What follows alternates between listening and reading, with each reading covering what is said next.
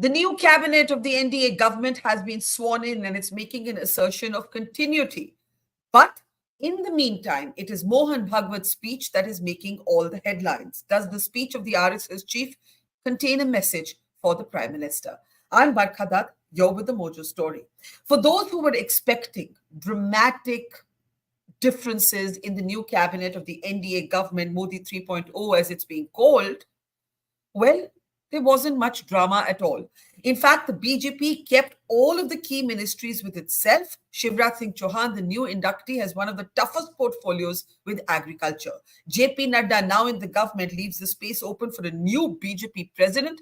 Remember, it was Mr. Nadda who first spoke about the BJP having moved on beyond the RSS. Amit Shah, as we know, is back as Home Minister, remaining the second most powerful person in government. But as I mentioned, it's a speech by RSS chief Mohan Bhagwat that is raising eyebrows. In his speech, Mohan Bhagwat has spoken about the need for consensus, the need for dignity, the need for maryada that he says was lost in this election campaign. Although his message was for all parties, political pundits are reading into this a message from the RSS to the BJP. Will things be different this time around, given that Narendra Modi has fallen below the majority? Looking at the cabinet formation, Modi seems to be saying, I'm still the person in control. But then how do we read the RSS chief's speech?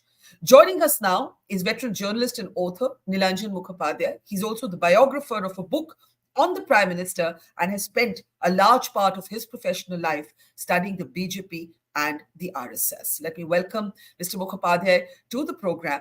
Before I get to the speech made by Mohan Bhagwat, the cabinet itself, right, for anybody expecting major changes, larger roles for a Nitin Gadkari, Amit Shah, there was even speculation he might be out as Home Minister. None of that happened. Mr. Modi seemed to be sending a message that if you think falling below the majority is going to change anything, it isn't going to change anything immediately. How did you read or how did you see the cabinet? Well, yes, exactly as the way you are saying it. The central message is that Mr. Modi remains as authoritative as he was. His team remains the same, what it was earlier. The new people who have joined the ministry have been given ministries which are according to their abilities, their background, some professional association with that particular sector. More importantly, it sends a message that the coalition partners are numerically represented depending on the number of total co-allies that are there in the NDA now, which is 53. So by and large, every political party, every alliance partner has got the same number of ministers which are there as per the number in parliament.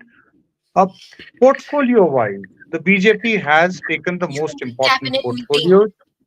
So that is there. So by and large, the message is that this is still de facto Modi government, but they might call it NDA government. But essentially, it is a Modi government at work. That is the message being sent, that the temporary setback with the result is now past him, and that now he is looking beyond what happened on the day of the verdict, and that let's concentrate on 100 days. What is going to happen? The government propaganda machinery has already started rolling out decision 1, decision 2, decision 3, and so on. And that's the way it is going to go on till the 100 days at least. We'll come to the some of the individual portfolios, but the one I was particularly struck by was the one to Shivraj Singh Chauhan. Now, the reason to look at Shivraj Singh Chauhan, Nilanjan, is he's the BJP leader who won by the maximum. The victory margin was the largest. But his portfolios are also, they're important, but they're also the most challenging. When he's handed agriculture, when he's handed, sectors that at this point where rural distress has played a part in pulling the BJP below the majority. How did you see that appointment? Well, I think he's been given a very challenging ministry, and the point is that you perform and actually, establish yourself as somebody who is really working for this government. The previous estrangement which was there between Mr. Chauhan and Mr. Modi, and which may have got accentuated by the fact that he was not continued as the Chief Minister of Madhya Pradesh last year, that has been given. So now the message to Mr. Shivraj Singh Chauhan is that this is a very important job which you have. If you are really committed to this government, then you prove your worth. Okay, so a lot to talk about both in the cabinet and outside the cabinet. And let me start actually with the speech that's actually made headlines in the last 24 hours. We have a very interesting speech coming from Mohan Bhagwat. And Mohan Bhagwat talks about, he uses words like Maryada, he urges, against arrogance. He says, jo true Swayam Sevak hai, wo kabhi arrogant ho hi nahi sakta. He says opposition members are they're not opponents. They're not, you compete against them. They're competitors, but they're not enemies. Now, this is very interesting timing because it's his first comments after the verdict. And I want to start by playing a clip where he talks about how he believes the dignity and decorum of politics was lost in this campaign. Take a look. वास्तव में संसद क्यों है और उसमें दो पक्ष क्यों है? इसलिए है कि दोनों पहलू उजागर हो. किसी भी सिक्के के दो पहलू रहते हैं, ऐसे किसी भी प्रश्न के दो पहलू रहते हैं. एक पक्ष एक पहलू का विचार करता है तो दूसरे पक्ष ने दूसरा पहलू उजागर करना है ताकि जो होना है वो पूर्णतः ठीक हो, सहमति बने. इसलिए संसद बनती है, लेकिन ऐसी सहमति बनना स्पर्धा करके आए लोगों में थोड़ा कठिन भी रहता है और इसलिए हम बहुमति का आसरा लेते हैं. उसके लिए स्पर्धा चलती है. ये स्पर्धा है, कोई आपस का युद्ध तो है नहीं. जिस प्रकार ये बातें हुई, जिस प्रकार एक दूसरे को लताड़ना हुआ, जिस प्रकार प्रचार के दौरान हमारे करने से समाज में मनमुटाव बढ़ेगा, दो गठ बटेंगे, आपस में शंका संशय उत्पन्न होगा, इसका भी ख्याल नहीं रखा गया और विनाकारण संघ जैसे संगठनों को भी उसमें खींचा गया. टेक्नोलॉजी का सहारा करके असत्य बातें परोसी गई, नितांत असत्य. क्या शास्त्र का, विज्ञान का, विद्या का ये उपयोग है? What do you make of those comments? Now, he's speaking in general terms. He's not naming BJP. He's in fact saying it for all political parties, right? What do you make of it? What did you think when you were listening to that? Well, the first thing is that the RSS leaders never speak anything directly. It is always very much nuanced, very much indirect. You have to draw your own references.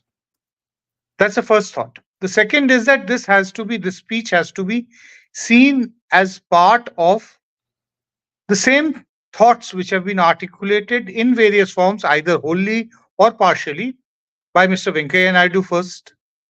He made a statement, where he talked about that this election verdict has sent a message about the importance of the necessities of the poor being taken care of.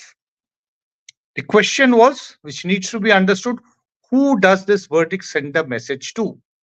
Is it somebody who has performed better than what they were expected to? That is the Congress Party and the India Alliance.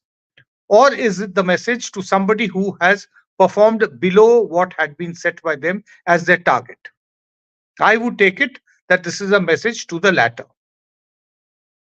Mr. Ram Madhav wrote an article in which he talked about humility.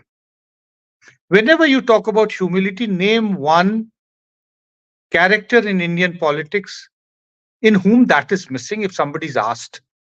The first name that comes up is Mr. Modi, because he is somebody who is not known to be somebody who is a humble person. Characteristically, he is a domineering figure who likes to have the others following his way or choose the highway. That is the way he's always been. The RSS leaders know it. So if Mr. Mohan Bhagwat, in the same speech, in another part of the clip, if he also talks about that a true sevak, he's not using Swayam Sevak. It's for you to draw the inference if you wish to. I would. So true sevak is somebody who is does not have any arrogance. So we come back to what Ram Madhav was saying. Yeah, so you are quite clear that when read with Ram Madhav in his column calling for humility, Venkaiah Naidu calling for understanding the message, now Mohan Bhagwat talking about how a true sevak, a Swayam Sevak, can never be arrogant. This is the message, in your opinion, from the RSS to Prime Minister Modi. Yes, I think so. And also this line, that from that particular clip where he says, talking about the two sides during an election, two viewpoints. Now, out here, we have got used in the last 10 years that only one viewpoint is correct. The other viewpoint is illegitimate. It is anti-national. He also says, Mohan Bhagwat, that he questions, or he actually says it is wrong to use them, for the opposition to use the term Virodhi. He used the word Pratipaksh. Very clear that Virodhi and Pratipaksh are completely two different words. So I think that this is a message to Mr. Modi and the BJP. And I think it's also for us to realize that we have actually not seen the relations between the RSS and the BJP and Mr. Modi coming down to this level in the Modi era, at least. I do not think that prior to this, any BJP president would have said, they have their own work, we have our own work. You're talking We about do not need them. You're talking about JP Nadda's comments. JP Nadda, yeah. So the same thing Mohan Bhagwat also says, that lots has been said about the RSS in this election. They have their, different people have their different work. We have our own work. We will continue. Yeah. And in we have our own work and we will continue. There is a grave, message to Mr. Modi, which has to be understood. I want to play out another clip where Mohan Bhagwat actually talks about Sehmati, the need for consensus. Again, a very, very important, statement at a time when the last parliament's expulsions and suspensions of MPs, right? It's the fact that you have several opposition leaders arrested, still in jail, by the way. And yes, we can argue with the corruption charges separately, but the opposition always points out कि हमारे ही लोग jail में जाते हैं. I want to just play this clip, Nilanjan, and we'll discuss how we should read the RSS chief's call for Sehmati and consensus. और चुनाव प्रचार की या चुनाव में जो होता है उसकी बात ऐसी है, वास्तव में तो प्रजातंत्र की अनिवार्य आवश्यक प्रक्रिया है और उसमें दो पक्ष रहते हैं, इसलिए स्पर्धा रहती है. स्पर्धा रहती है तो दूसरे को पीछे करने का, स्वयं को आगे बढ़ाने का काम होता ही है, होना ही चाहिए. परंतु उसमें भी एक मर्यादा है, असत्य का उपयोग नहीं करना. चुने क्यों जा रहे लोग संसद में जाएंगे, बैठकर अपने देश को चलाएंगे, सहमति बनाकर चलाएंगे. हमारे यहां तो परंपरा सहमति बनाकर चलने की है. दो पक्ष है, विरोधी पक्ष कहते हैं, मैं प्रतिपक्ष कहता हूं. वो विरोधी नहीं है, उसको विरोधी मानना भी नहीं चाहिए.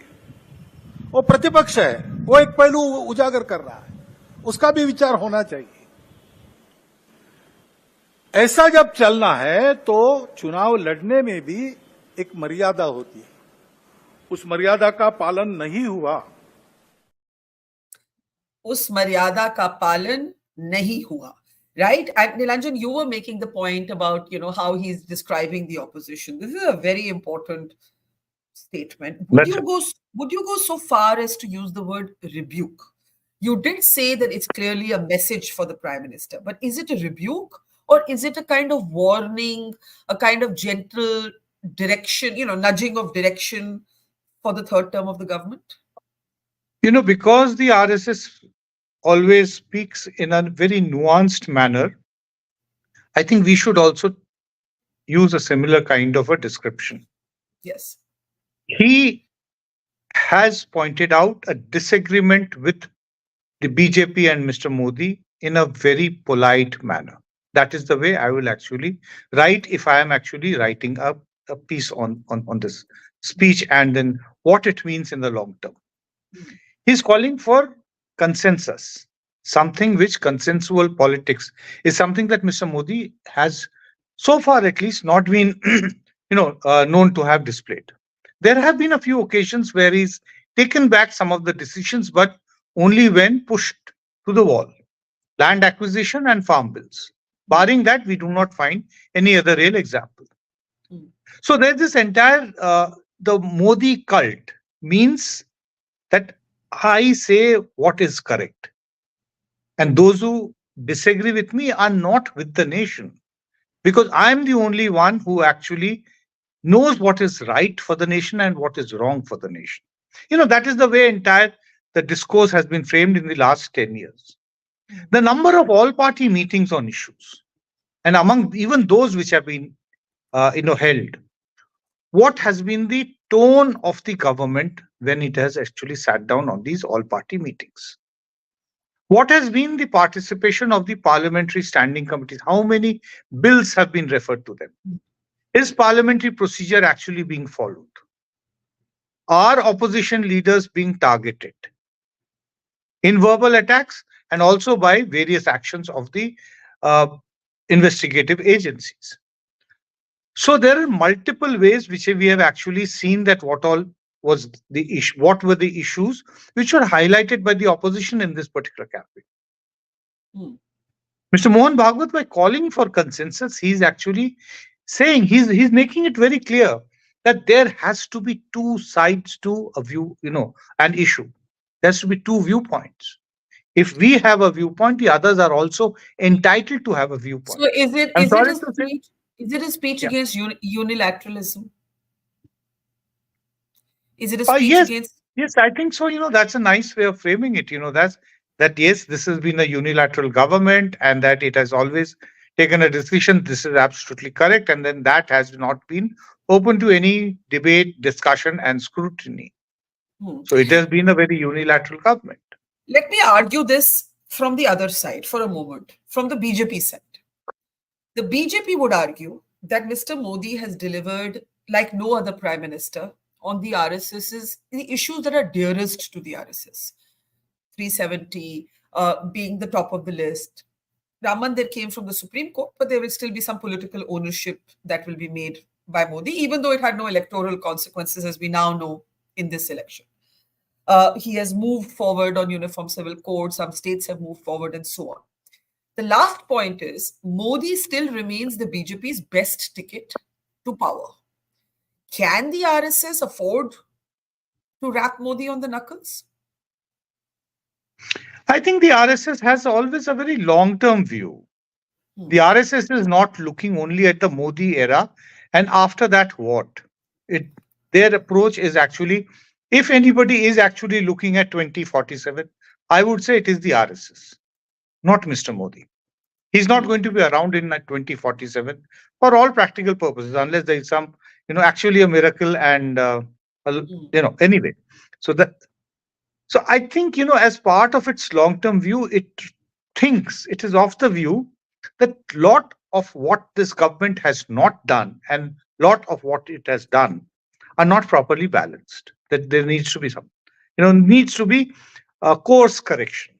During the campaign, I was speaking to some very senior RSS leaders and we were having an informal conversation, not writing anything, definitely not identifying the person. Yeah. So I made the point, that what is the real problem with Modi ji? After all, he's done everything what has been your core agenda.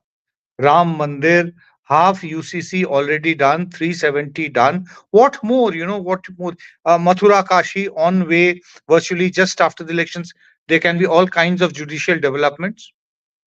So this gentleman smiled that you have written on the Sangh Parivar for several years and decades. He says, याद करिए उन चीजों को जो 1990 के दशक में शुरुआत में हो रहा था जब हम लोगों ने वामपंथ के साथ स्वदेशी जागरण मंच को शुरू किया था. हिंदुत्व का मतलब, I was a bit perplexed at why is he suddenly talking about स्वदेशी जागरण मंच. He said हिंदुत्व का मतलब सिर्फ मंदिर करना नहीं है. Not just these issues. It also means egalitarian politics. बोलते अगर आप दीनदयाल उपाध्याय को अंत्योदय, उनका फिलॉसफी अंत्योदय को अपने पार्टी, अपने सरकार का बिल्कुल फिलॉसफिकल गाइड बुक मानते हैं, then why is not those objectives being reflected in what this government is doing, promoting egalitarianism? Why does the Prime Minister say, this specific question came up that one interviewer asked in the series of interviews which Mr. Modi gave, that the disparity between the richest and poor, and Mr. Modi very funnily replied that to kya kare ki, should we all have, or everybody becomes poor. So this gentleman, from the RSS said, that this is not the way to respond. You have to have respect for the poor. Venkaiah Naidu statement also talking about the poor. Now tell me, how many times has actually any of the BJP leaders in the course of this, post verdict discussions have talked about that? Yes, there might have been a bit of shortfall because we did not deliver as far as the poor is concerned, that there are large issues which is actually bothering them. So I think that, there's another thought which came to my mind when Mr. Mohan Bhagwat said that we have our work, they have their work. Now, the RSS work is also to ensure that every affiliate has their autonomy to act on their own, look after that organization's interest, irrespective of the other organizations. What has happened in the last 10 years?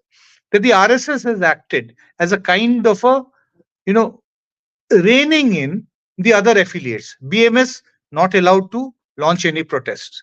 The Kisan Sangh, take it easy, no creating problems for the Modi government. Ye apni sarkar hai. Vidyarthi Parishad, Akhil Bharatiya Vidyarthi Parishad, has it launched any agitations in the last few years which have major national repercussions? No. The teachers' body? No. That way we can go on listing. Sangh Parivar is, after all, at least 40 major organizations in various walks of life. If each of these, or even a handful of these, think that we must now actually work within the competitive sphere that we are in. The Bharatiya Mazdoor Sangh is within a very competitive sphere with the INTUC, with the C2 and other trade unions. Likewise, in the farm sector, there are other very powerful farmers organizations. Should not the RSS affiliated organization try to protect their territory?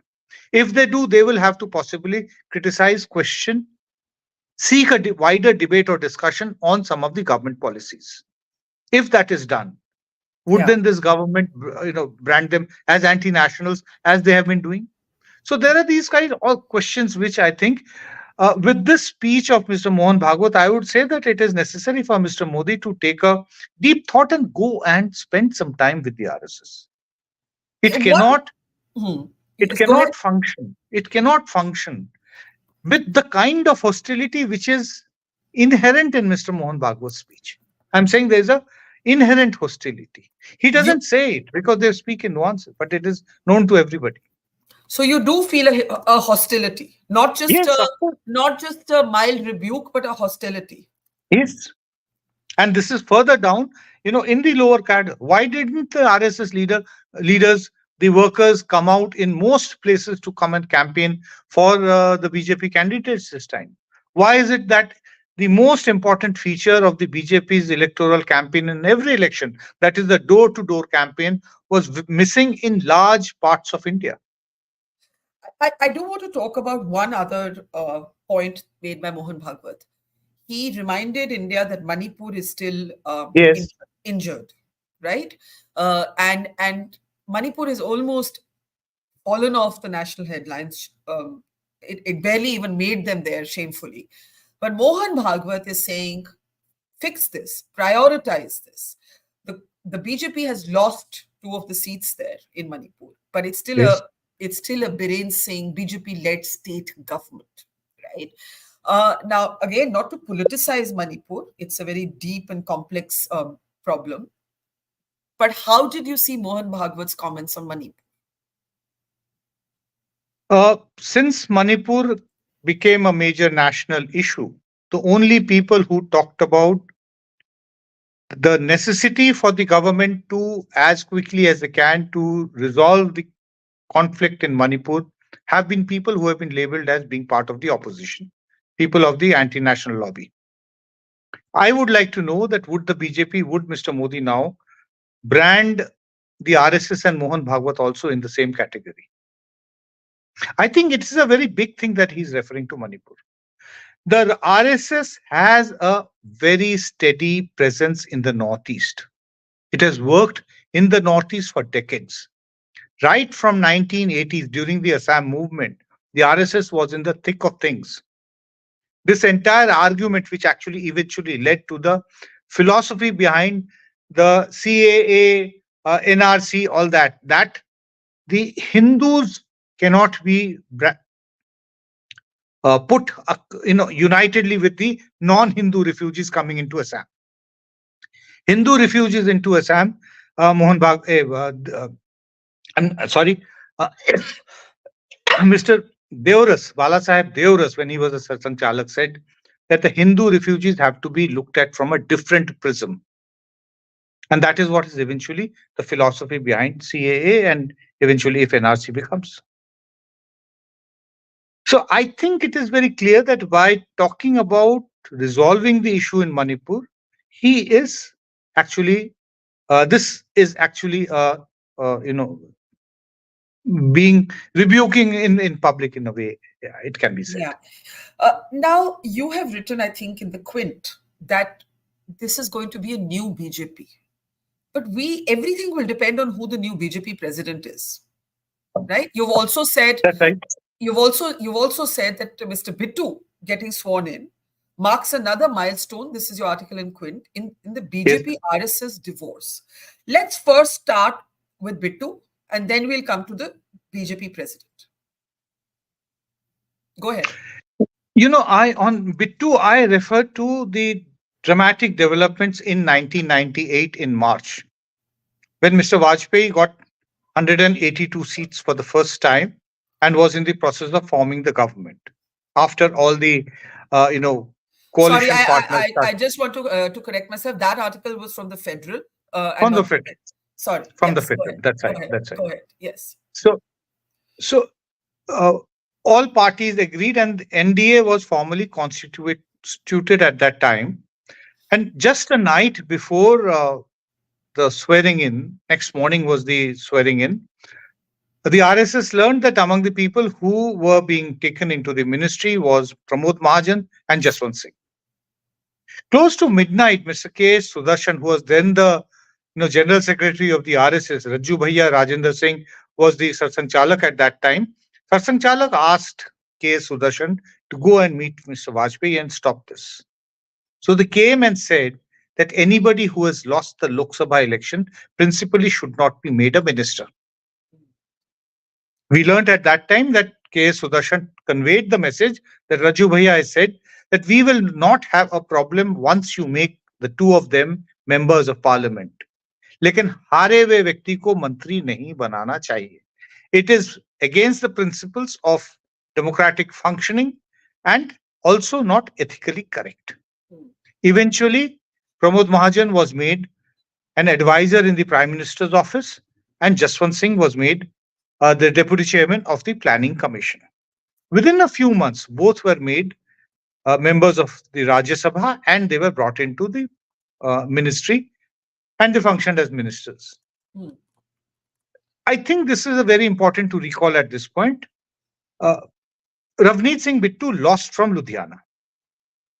There was another problem with him, that he had been a Congress person for almost 3 decades in his life. He was obviously the grandson of Behan Singh, the Punjab Congress leader, who was the chief minister, who was assassinated.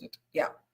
Bittu was a 3-term Congress MP in the Lok Sabha. In March, by when possibly the elections had almost been announced, he crossed over to the BJP, becoming one of the 1/3 of candidates of the BJP who were defectors to the BJP from other parties. An issue which has actually created a lot of problems is, in fact, one of the factors behind the poor showing of the BJP. They will realize it once they do, if and when they do a detailed review is concerned. The BJP requires a minister from Punjab. Yeah. They do not have one at the moment. Yes, Bittu has a certain track record in which he can be a counter force to these 6 separatists. There is an issue, there is a problem that it should not raise its head in India. It should not. I have no problems with the major role being earmarked for Bittu. Why make him a minister right away? You in any case have to make him a Rajya Sabha member or get him to fight a Lok Sabha election by creating a vacancy from some state where he is sure to win, say maybe Gujarat. But you are not going to do that. You're going to possibly make him a Rajya Sabha member from some state or the other where the BJP has legislative strength. Till that time, some other position could have been found. Pramod Mahajan, after all, kept on advising Mr. Vajpayee just as he would have done as the minister. Yeah. So the same thing, has to be understood that it should have been followed here. It has not been done. Let me end by asking you about what you meant by saying that we are going to be looking not at a new India, but a new BJP. That was another one of your columns. How might this BJP be different? Because again, now let's take you back to the Modi cabinet. For anybody who thought that there would be big changes in the cabinet, that didn't happen. As you mentioned, Modi has tripled down on the fact that he will remain the key figure of authority, at least for now, unless the allies, it all now depends on Nitish Kumar and Chandrababu Naidu. But the BJP has to make a choice for its president. Will the RSS have a say in who that leader will be? I think is the operative question. No, I don't think that the RSS will say anything. Even if anybody goes to the RSS with a name, I am sure that they would be told by the RSS that आप लोगों का काम आप लोग संभालिए, हमें क्यों बोलते हैं? They are quite known to be saying, reacting like that. Okay. And as far as the new BJP is concerned, I think yesterday's portfolio allocation makes it clear that there possibly is not going to be the dawn of a new BJP. Exactly. They will possibly be the old BJP. Exactly. So I had said that if Mr. Modi wants to leave his past behind, then he'll have to be a new Mr. Modi. A new Mr. Modi, a new BJP, as all that would have required to run it, in a stabilized manner. But Mr. Modi at the moment has chosen to be what he was. He's chosen his cabinet to be what it was. They have gone back to the same. It's like, a child clearing one class and going to the next one. You invariably go and sit on the same seat because the classrooms have the same layout. Yes. So this is what they have all gone on the same seats, barring the new ones who have taken a transfer from the other school, TC leke jo aaye. So that is what it is going to be. And if it is that, then there's no question of a new BJP. And then it is really not very important because all the senior leaders of the BJP have been inducted into the government, who could have actually been a countervailing voice, a Gadkari, a Shivraj Singh Chauhan, even a Rajnath Singh. They could have been left out for the party if you really wanted to strengthen the party. Yeah. But Mr. Modi has gone to what I used to call as the Congress model of government ruling party relationship. The Congress party during the time Indira Gandhi onwards did not have any Congress party separate of the government. In the CPM model, the party used to become the government. Yeah. Here in the BJP, it is once again the government which is going to be the party. The party's job is only to publicize what the government is doing, not to decide on policies. All that is the domain of Mr. Modi. And of course, to select tightly knit team of officials, the PMO. Well, clearly then, the allies have allowed, at least for the moment, for this to be a Modi government and not an NDA government, effectively. That's right. That is what it is at the moment. It looks like they have accepted not very politically important portfolios, and they have allowed Mr. Modi to continue with the same team, not even make a symbolic change to show that there is realization that we got to make some alterations because we have fewer seats. So this is the same Modi with a fewer seats, that too not in the majority. Yeah. The challenge is going to be not functioning in this manner. You will function because you sorted out the allies. You have not been able to sort out the Sangh Parivar. There is a major problem lurking there for Mr. Modi. This is what I think. How it will. So you think the challenge, everybody thought the challenge would come from the allies. You're saying the fishes are more within the Sangh than with the allies. That's right. And then once it becomes grows beyond a certain point, it will start coming out within the party also, within the BJP. We know that there is a voice which says that the party didn't follow the procedure of having a parliamentary board meeting to formally nominate Mr. Modi, nominate, not even elect, to nominate him as the leader of the BJP's parliamentary party. There was no parliamentary party meeting. They all had everybody present, including the UP Chief Minister, which was called the NDA Parliamentary Party meeting, where he was formally elected as the leader of the NDA Parliamentary Party. So the procedures have been eliminated, something that for which the BJP used to take pride in, that we have a collegial style of functioning. जो भी करते हैं साथ बैठ के चर्चा करते हैं. Where is the charcha within the BJP? It happens behind closed doors. That is everybody known. But here it is happening only between a few people. What would you be looking out for in the next 6 months? I guess the time for looking at how this plays out is the next set of assembly elections. Well, the next assembly elections are not going to be very good news for Mr. Modi, because Maharashtra is going to go, drift more towards away from the BJP. That is what I feel. Haryana, I think the performance was quite bad. And in Jharkhand, I do not think that the BJP would be able to perform as well as it did in the parliamentary elections. So I think it is going to be quite bad news for that, for the BJP and Mr. Modi. And next year, you have Delhi and you have Bihar. Too early to say what it will be, how it will roll out at that time. A lot would depend also on where exactly is Arvind Kejriwal, how much of trouble has been created for the Aam Aadmi Party, whether there is still a democratically elected government when the elections are held or not. All these things have to be seen, and the elections would depend to a great extent on that.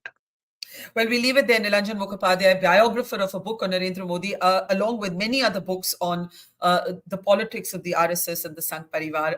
Always a pleasure. I think you have enough material for your next book, Nilanjan, and looking forward to that one. Thank you so much. Thank you. Thank you, Barkha. Thank you. And that is it on this edition of our program. See you tomorrow with another brand new program with more analysis on this very, very interesting election that has just ended and a new government is now in place. We're at the Indian mainland's southernmost tip in Kanyakumari, the confluence of the Bay of Bengal, the Arabian Sea and the Indian Ocean. It is from here that we're beginning our big road trip to the heart and the soul of India, Awaaz of Democracy. That's all about traveling thousands of kilometers to look at the food, the fun, the festivity, the flavors of this election, but also, of course, to tell the stories of you the people, of we the people. At Mojo Story, we have always gone to where the story is. It could be the battlefields of Israel and Gaza, it could be the conflict zone of Manipur, or it could be the sorrow and the tragedy of COVID. We think of all of you as members of our community, of our family. So, I'm urging you and requesting you today to help us tell your stories and our stories. So do become a Mojo member. Support and power our storytelling, but also get first access to our big interviews, our special ground reports, our town halls, and also have the opportunity to ask our newsmakers questions directly, as well as get published on our platform. Become a Mojo member, click on the link below, and see you soon.